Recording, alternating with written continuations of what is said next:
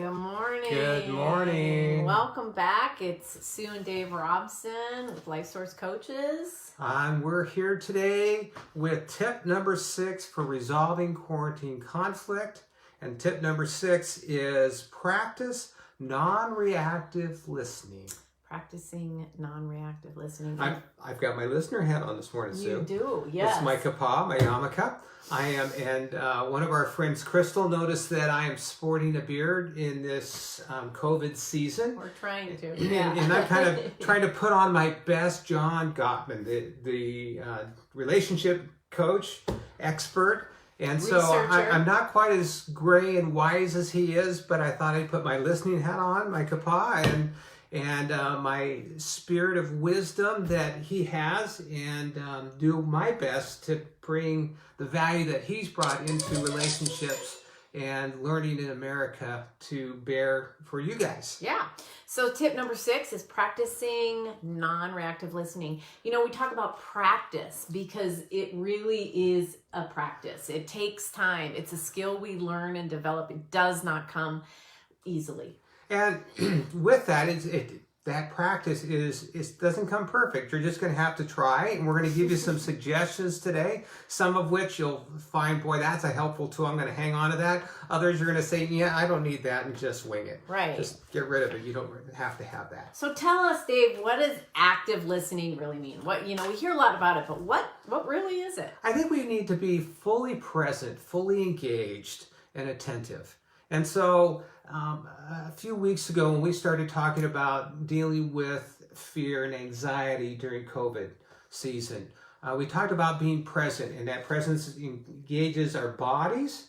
And so as we look at our bodies, we want to say, boy, am I turned to this person? Am I centered? Have I taken a deep breath and calmed the emotion that's there that's so often not only in fear and anxiety, but also in conflict? Right. So we've got the body, and then we've got an awareness of what's going on with me emotionally. Mm-hmm. Yeah, so with emotions, I oftentimes am practicing like what's going on with me. And I use a couple of other tools, one of which is kind of on the body. And I sometimes, like if I find myself getting defensive, I'll just hang on to my chair, and breathe. And then paraphrase. And as I paraphrase, it gives the speaker time to, so maybe an example of that might be like, so you're saying, I always interrupt you. I always interrupt you. And then the speaker might come back and say, well, not always, but often. And it again can slow us down and make us a little bit less defensive. So notice what's going on in us. And then be careful of our language. Always, never, definitive statements versus what about, what ifs, discovery statements. And then also in a conversation is to realize that this is give and take. This is speaker listener. And so in the midst of reactive listening, I am not doing a very good job exercising the 2 ears rather than the 1 mouth that God has given us. And so realizing I'll have my turn when I don't have my listener hat on and they have it on, then it will be my chance to add information. Self-talk. I'll have a turn. Take, breathe. Soothe, deep breath, center. And then spirit. Dave talks about body, emotions, language, and spirit. Bells. And that spirit is an aspect of saying, I want wisdom beyond my natural abilities. And so I'm going to look to God for some wisdom, for understanding. And so that whole pursuit of being fully present means I want to understand well. I want to get a broader picture than what my story is. I want to fully be able to engage and get their story so we have as much on the table as possible to come up with the best possible solution to the conflict we find ourselves in. So there's a lot that can get in the way of active listening. And in my experience, this tool, this skill of active listening is probably one of the hardest things to do, to not get defensive, to stay engaged, to not interrupt, to paraphrase. Especially when emotions are heightened, I think this is one of the most difficult things to really do. So we want to give you some examples of these kind of reactive listening behaviors. First one is judging. I'm pretty good at that. Oh, that's right. Oh, that's wrong. Good, bad, foolish, stupid. Well, that's stupid. I never do that. So that's judging. We want to be careful of that reactive behavior. Right. Then there's the internal rehearsing. Yes, internally rehearsing a rebuttal.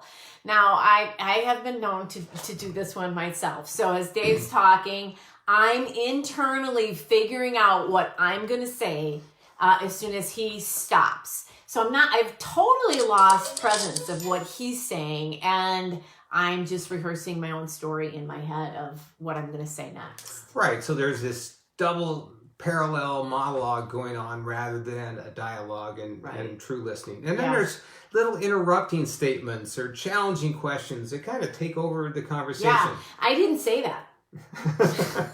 Or, yeah, no, that's not how it happened. That's a good example of interrupting statements. You can tell we've never experienced any of No, this. we don't. Nor did we have any of that this morning as Yes. we were preparing. I always find out, like, when we're talking on conflict or communication, we always have our own challenges, even right before we come on live, So, Facebook Live. Sue was reminding me this morning of my interrupting behavior and statements. Blame. Then we have assuming.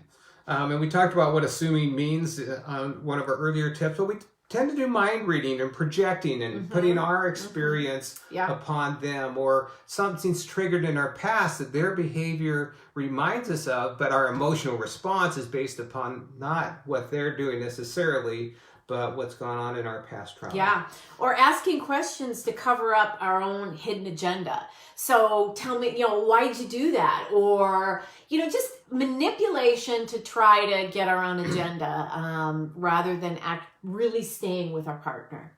Who, what, where, when are great questions. How, but why is one of those questions that we don't want to necessarily get into because there's a lot of interpretation there, and it's usually not very helpful. Yeah. Why questions oftentimes trigger defensiveness. Like, why did you do that? Well, then I'm going to tell you why I did it and explain. And it really doesn't get the behavior right that I'm looking for. Then there's interrogating, that tell me what you're thinking, speak up. It's just kind of the drill sergeant once you get arrested and the detectives have you in that little room, that puts a lot of pressure and just increases defensiveness rather than creating openness and a safety for us to put our story on the table well. Right. Some of these are not just listening with our ears, they're a presence, they're attending, they're acknowledging an openness rather than a closed presence that we carry. There's an energy we carry when we're in conflict. And even so our tone. Yeah, tone. Calm, smooth, helps a lot. Yeah, a spirit of openness. And that's where going back, breathing actually really can help that. Another listening reactive behavior is we can get aggressive or distance, crowding and kind of pressing in and demonstrating, again, even with our body language, that I'm frustrated or I'm not listening to you or I don't agree with you. And we need to be aware of that. Or distancing and disengaging, where we, turn around, take a deep breath, we roll our eyes. She does that really well because I've modeled it very well. She's seen a thing or two. Yeah, I'll suddenly just... I see that oftentimes in my office. It's almost funny to watch at times with people's body language, how it speaks. And partners are very quick to pick it up. So those are some of the reactive listening behaviors to be aware of and to avoid. Now, to help us with active listening versus reactive listening, we've got a few points here to bring up too. Yeah, this is this first one John Gottman again uses a lot, and he suggests using a notepad.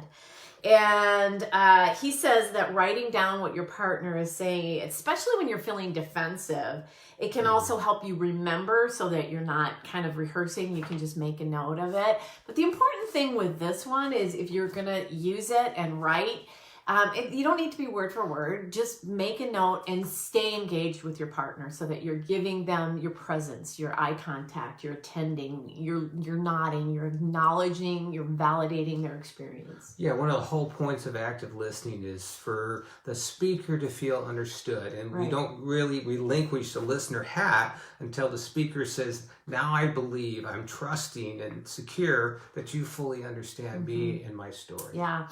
Gottman also says that one of the tools that they use in international law is that the listener doesn't respond to what the speaker has said until the speaker feels fully understood. And so really the listener kind of checking in on that and saying, so did I get that right? Are you feeling completely understood? And then the partner can actually release the hat. Another helpful hint is remember that this isn't about me. Now, it may be about you. You may have been a trigger. You may have done something to contribute to that. But when you're listening to the story, you need to try to remove yourself from the defensive position and just say, this is their story. Right. I want to make sure I understand and affirm them in their story, whether or not you agree that they got it right or wrong, or it feels blaming to you. It might feel like a direct frontal assault, but the position that we want to maintain as a listener is one of a vessel without a bottom, and one that where the information can flow in and flow out so that we can continue to receive it.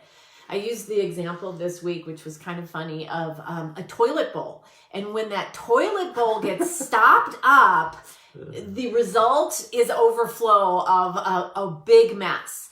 And so that's what we don't want to have happen. What we do want to happen is that the flow is happening and we're not hanging on to a fence or, any of those things that would stop. Right. And so we want to say, let this flow. There's times where we're going to feel attacked and assaulted. We don't need to stop and push back on that. Right. Just let it flow through and keep going. Right. Last thing is to ask for a reframe. Right. On those, if you're finding yourself defensive about what your partner said, triggered, you can always ask Dave, could you reframe that? I want to stay engaged. I'm finding myself triggered by what you just said. Could you say that a little differently, using some different language? I want to stay with you. I want us to solve this, but could you rephrase that? Sure. And one other point is kind of a reminder is you always have the pause button. When you feel like you're getting triggered or they're getting triggered, even as a speaker, it's okay to say, hey, can we push pause and we come back to this in a couple minutes, 10 minutes, 2 hours, but try to get it back to the table within 24 hours. Right. It's always good as when we're listening to, even in that reflection time, if you take a pause, say, what's going on? What am I trying to protect? What am I believing about myself? Am I fearful? Am I feeling like I'm not good enough with what my partner's saying? So kind of that goes back to the awareness of our own emotions. Sure. And in the pause, you can say, that's whole same thing. What are they protective about? Why are they so passionate about this? Right. So finally, we just want to say thank you, guys. Right. Thanks for taking the journey through these tips of resolving quarantine conflict. We want to invite you to take this stuff to the next level. It's beyond speaker listener technique. We're going to have a hands-on communication workshop next Tuesday night, 7 p.m. Pacific Standard Time. We're going to have a Zoom meeting. It's for partners, couples. You can bring your teenager, you can bring your spouse, your roommate, bring your neighbor. You don't have to be married, yes, but somebody that you might have some ongoing communication with, and want to learn how to be a better communicator. Yeah. So we'll help you put some flesh on the skeleton of speaker listener. We will not put you on the spot. You won't have to be on camera if any of those kinds of things, but we will have some real life examples. Sure. So you can register for that. We're charging $20. It's normally about a $120 workshop.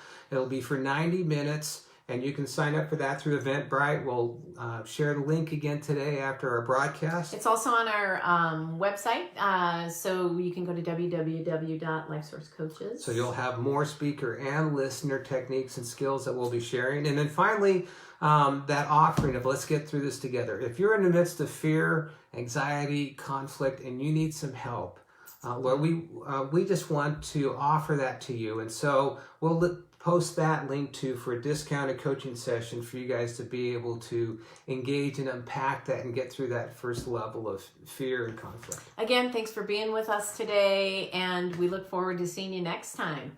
Have a good day, guys. Bye-bye.